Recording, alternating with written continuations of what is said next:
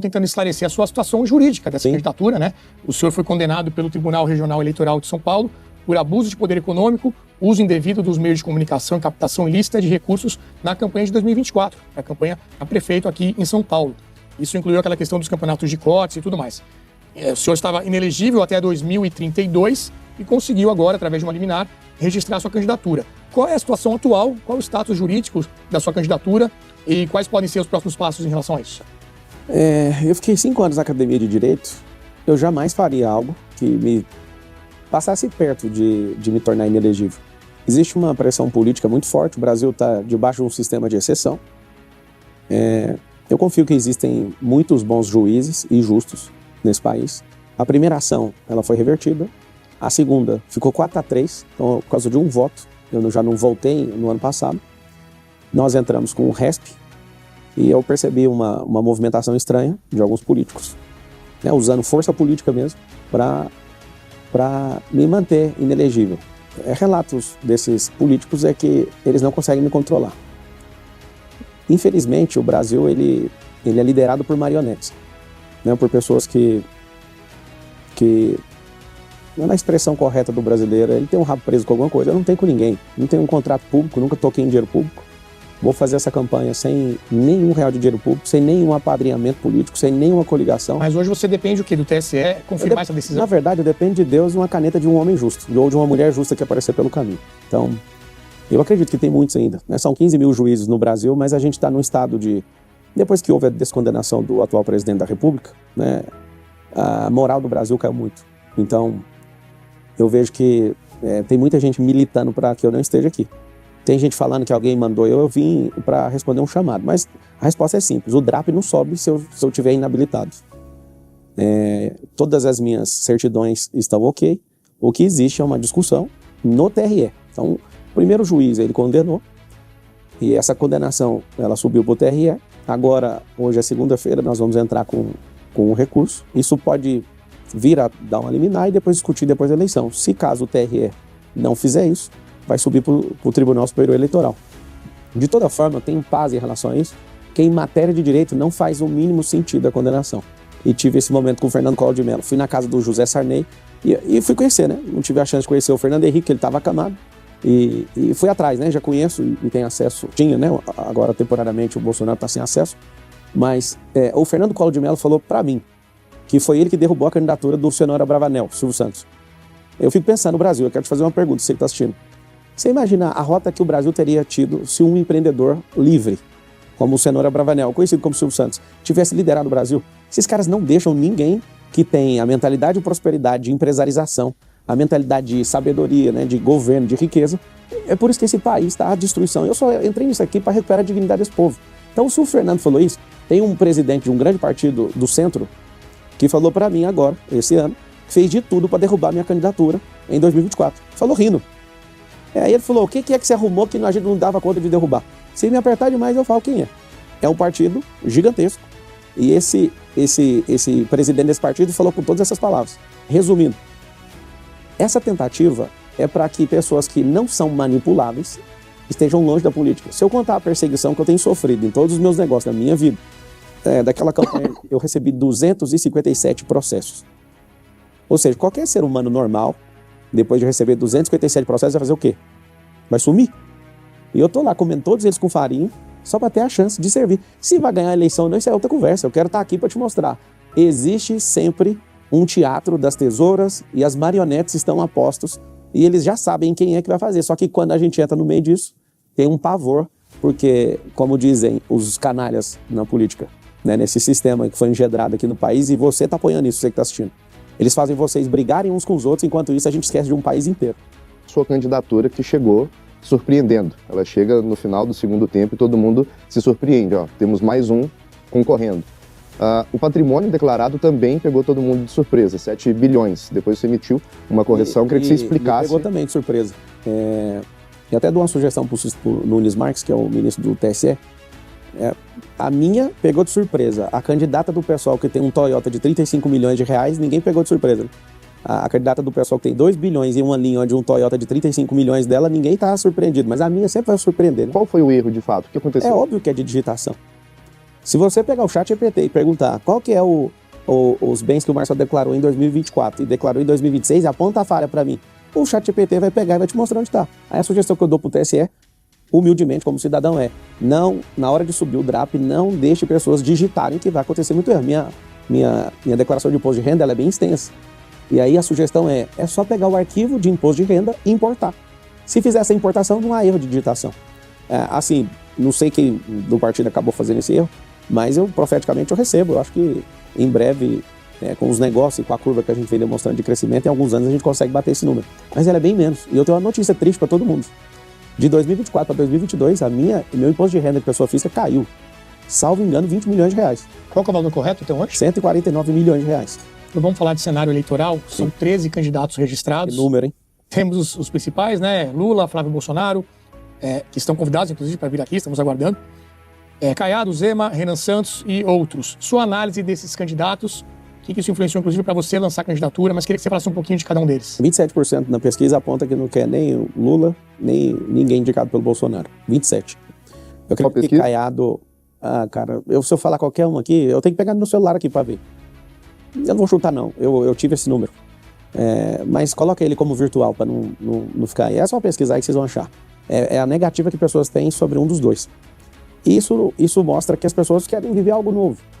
Então, se tem 27% do eleitorado, vamos supor, hipoteticamente, 27%, eles estão caçando alguém. Existe uma revolta de não vou votar, vou viajar no dia, vou fazer isso e tal, estou indeciso, estou fora do processo eleitoral. Isso é muito ruim, tá? Eu queria que você, já que você tem direito de voto, que você no dia 4 de outubro marcasse para você fazer esse... Para mim não é um direito, tá? Votar hoje é um dever. Eu queria lançar esse movimento hoje, que votar é um dever. É um dever de todo mundo que vive nesse país ir lá votar. Vou explicar por quê. O desânimo faz ter muito voto nulo e branco e isso aumenta a equação de quem está na situação, no governo. Você precisa votar, você precisa dar carona para pessoas e tudo. Quando tem 27% do eleitorado, vamos colocar hipoteticamente, se quiser discutir, eu pego o celular aqui e veja onde foi. Mas, não querendo isso, tem que ter alguém. Esses 27% não aponta para ninguém. Tem alguns meses aí que... Mas tem mais 11 além dos dois. Não, 11 não. Na verdade, virtualmente só tem 3 candidatos. Só tem 3. Quem são? Eu, o Flávio e o Lula. O Renan, aparentemente, conseguiu liberar esse partido aí de uma forma onde ele tem que prestar conta e prestar continência para alguém. Eu não vejo ele atacando o Lula, eu vejo ele só fazendo... O que você quer dizer com isso? Que ele conseguiu ter o partido? O presidente da República, chamado Jair Messias Bolsonaro, não deu conta de fazer o Aliança, que era o partido dele. Como é que essa turminha fez? Não pode ter sido um mérito dele conseguir? Não, o mérito é dele, que o partido é dele. O problema é que o modus operandi mostra que tem alguma coisa por trás. Esses escoteiros não estão de... Acho que permitiram ele... O fato dele conseguir ter o partido quer dizer que houve alguma... Eu posso estar errado, tá? Mas o feeling de ver o comportamento, ele sair falando mal até do Enéas, que faleceu, ele batendo em todo mundo, mas para mirar só em uma pessoa, eu acho um pouquinho complexo esse negócio. Não quero levantar contra a militância, você que acredita em algo novo, você tem que tomar cuidado que nem sempre o novo funciona, tá? Tem coisa que eu compro novinha que não funciona, tem que devolver. Mas dá para perceber que ali existe um patrocínio por trás. Eu vou chegar até aqui porque eu já recebi tanto processo, então eu acho que ainda mais de gente que não tem relevância na política, eu acho que mais um processo é ruim, né? Você citou o Caiado como possível até ministro da Segurança, né, se fosse eleito. Quais outros nomes poderiam estar no seu ministério? Ministro da Economia, por exemplo, como é que você comporia o seu governo? Agora não é hora de falar disso, porque eu acabei de chegar, né? Então, chegar aqui falando nome, já vai gente começar a atacar a pessoa, então vamos esperar o decorrer e o povo vai fazer esse investimento no próximo nível. O Caiado, realmente, pelo resultado que ele deu lá, ele é um cara brilhante. E estrutura de governo, número de ministérios? Isso tem que diminuir. Tem que diminuir, o país não tem dinheiro. Do jeito que está sendo operado, o país tem que passar por algo, sem mexer em direitos sociais de ninguém. Inclusive, nunca você vai ver um cara que foi pobre tirar direito de ninguém. Eu vou dar bolsa esporte, bolsa atleta, bolsa campeão. O que é isso? Isso é para mudar a mente da pessoa. Então você imagina a gente pegar e seu filho é esportista, você vai ganhar mais uma bolsa por ele ser esportista. Agora, se ele for campeão, aí você vai ver o que nós vamos colocar. O governo bancando seu filho que realmente é esportista e campeão. Por quê? Eu percebi que as nações mais poderosas da Terra, elas são da dianteira das medalhas olímpicas, ou seja, mudou o esporte. Em São Paulo, em 24, tinha 80 mil pessoas em situação de rua. E eu comecei a entrevistar pessoas e não achei nenhum esportista. Eu achei gente de toda a ordem lá, menos esportista. Esporte molda caráter, então você vai ver um Brasil virar esportista. Hoje o Brasil deve ter menos de 20 mil golfistas no Brasil inteiro. Você vai nos Estados Unidos, tem 5 milhões, em torno de 3 a 5 milhões, salvo engano. Aí você olha, mas por que a nação é desse jeito? Porque Esses caras não são número 1. Metade da população dos Estados Unidos pratica o esporte. E o Brasil não. Nosso negócio é futebol. Nós ficamos esperando a próxima Copa. Que Copa, rapaz? Nós temos que ser praticante disso e nós vamos financiar com o nosso dinheiro público. Seu filho ser esportista e ser campeão. Pergunta que não quer calar. Por que esse bigode? O bigode. Fala aí, eu sei que tá assistindo, o que você pensa do bigode? Muita gente perguntando, inclusive. Tá perguntando? É um dos principais tópicos. Ah, é um dos principais tópicos? Eu só quero falar algo pra você. Cuida da sua vida, deixa o meu bigode em paz. Vocês estão cuidando de coisa que não tem nenhuma relevância. Vocês ficam brigando com coisas que não faz sentido. Deixa o bigode da pessoa em paz. Dá uma nota pro bigode aí. Se for abaixo de 2, eu vou tirar. Agora se for acima de 3, vai ficar na campanha. Ô bigode, deixa eu te falar uma coisa. Não falei pra te ofender, mas você foi programado pra ser imbecilizado, você foi programado pra olhar detalhes que não fazem sentido, você foi programado pra não amar o progresso, você foi programado pra ser contra quem prospera, você foi programado pra ficar olhando defeito nos outros. Faz mais não. Cuida da sua vida, porque se a sua vida der certo, o Brasil dá certo, entendeu? Então, o bigode foi isso quando eu tava saindo de casa hoje. Pra te dar esse recado, pra você acordar. Você não precisa votar em mim, mas você tinha que pensar o seguinte, cara, pensa comigo. Cara, tem um cara ali verdadeiro, tem um cara ali que tem o que perder. A maioria desses caras não tem nada a perder, mano. A maioria dos candidatos a presidente do Brasil não tem nada a perder. E os que tem a perder entra, vocês querem bater, cara. Tem que ter pluralidade de ideia. Tem gente que fica falando, tá dividindo a direita é livre, pô. Se fosse eleição direta de segundo turno, eu não ia entrar, mas é de primeiro, cara. Então já vou A única coisa que você tem que saber, desculpa, não faça diferente do que eu tô falando. Vou te contar a estratégia do Lula, tá? Qual a estratégia do velho? O velho, ele fez um negócio brabo. Todas as eleições, ele coloca 3 candidatos dele. Para esses caras baterem no máximo 15%. Uma hora é o Ciro, a Tebet, esse enrosco aí. Por quê? É um sistema de freio dele para depois carregar isso pro segundo turno. É a primeira vez que esse cara sai sem ninguém. Você sabe o que significa isso? Ele quer ganhar no primeiro turno. Deixa eu contar aqui o que significa isso. Ele amarrou todo mundo que queria ser candidato, deu lugar para cada um e falou, vou sozinho, eu arrebento o Flávio e ganho no primeiro turno. Posso contar? É isso que tá desenhado. Só que esse negócio de entrar de última hora vai ser um BO. Por quê? Porque eu vou tirar voto do Lula, eu vou tirar voto de um monte de gente. E ele não vai vencer no primeiro turno. E eu tô aqui para ser um escudo. Esse homem desenhou para ganhar no primeiro turno. E depois vocês vão respeitar essa análise. Eu cansei de ouvir isso dos poderosos do país, tá? Desenhou, não pôs nenhum candidato. Explico por quê. Se o Ciro vai junto, ele não consegue formar os 50,01 alguma coisa. Ele pôs o Ciro, fez o PL aceitar o Ciro, tirou, fez tudo, mas esses caras fizeram um milagre acontecer no Ceará. O Lula sair sozinho. Só que tem uma coisinha, o Lula não cresce mais. Não cresce. Não tem como o Lula crescer. Aqui quem tá falando entende de números. É por isso que eu prosperei um pouquinho. O Lula não cresce. Só que se ele derrubar o principal candidato, que é o Flávio, acaba a eleição no primeiro turno. Só que agora, na hora que tava apagando as luzes, aparece alguém. Você não precisa gostar de mim, você só tem que deixar eu correr, moço. Se eu não ganhar, eu vou continuar em paz na minha vida. Agora você vai se fuder, velho. Vocês têm que aprender isso que eu tô falando. Torça por mim, nem que seja pra eu quebrar a cara, mas deixa eu ir. Deixa eu ir pro debate.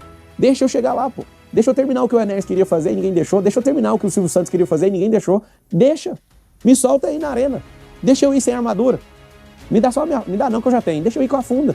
Se vocês ficam ouvindo o Golias arrotando o tempo inteiro, deixa que o Davi entra na arena e arranca a cabeça dele. Deixa pra mim. Deixa pra mim. Tá bom? Faz o M. Muito bem, acho que já ficou aí como considerações finais, né? Era as considerações finais? Vou deixar um minutinho para você então terminar, a gente fez com os outros, então é justo que mantenha contigo também. Lembrando aqui que a gente convidou todos os candidatos, os principais candidatos, já recebemos o Romeu Zema, Ronaldo Caiado, o Augusto Cury, o Renan Santos também, hoje Pablo Marçal, está com a candidatura válida e, por enquanto, candidato querendo ir ao debate, inclusive. Não, nós vamos vencer essa eleição e aí vai muita coisa acontecer, né? Eu sei que vocês não acreditam em mim ainda, eu posso parecer um doidinho, uma piada, né? Escreve aí todo mundo assim, o Marçal é uma piada. Escreve. Aí depois escreve, que vai virar pesadelo. Quero deixar um abraço para um candidato a presidente do Brasil, o nome dele é Augusto Cury. Ele é o mais rico de todos, 242 milhões. E não tem um motivo do Augusto Cury estar aqui, ele está vindo pelo coração também. Augusto, você falou que era a única vez que você ia disputar. Meu irmão, continua firme na política. Se a gente vencer, você vai ser o ministro da Economia, ou da Educação, que você é brabo, um dos maiores psiquiatras do mundo. E eu quero que você conte comigo, inclusive na sua candidatura, tá? Eu te acho um homem nobre. Não tem gente nobre na política. Para mim, você é o candidato mais nobre de todos. E eu gasto meu último minuto reverenciando você como um dos maiores brasileiros que já existiu. Tá bom? Só para você saber. Eu, Pablo, olhando pro cenário, para mim você é o cara ideal. Não desista se você não conseguir ir para o segundo turno. O Brasil precisa de você, Cury. Um beijo no seu coração e tamo junto. Pelo Brasil.